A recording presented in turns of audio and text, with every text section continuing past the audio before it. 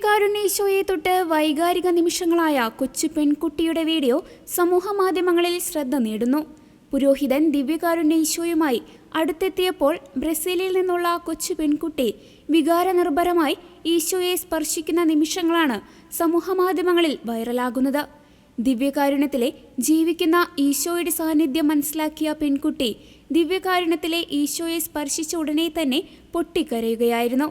Brazilian കത്തോലിക്ക charismatic community സംഘടിപ്പിച്ച ദിവ്യകാരുണ്യ ആരാധനയ്ക്കിടെയായിരുന്നു പെൺകുട്ടിക്ക് ദിവ്യകാരുണ്യ ഈശോയുടെ അനുഭവം ഉണ്ടായത്. ബ്രസീലിയൻ ഫോട്ടോഗ്രാഫർ നെറ്റോ ലിമയാണ് ഈ വീഡിയോ ഇൻസ്റ്റാഗ്രാമിൽ പോസ്റ്റ് ചെയ്തത്.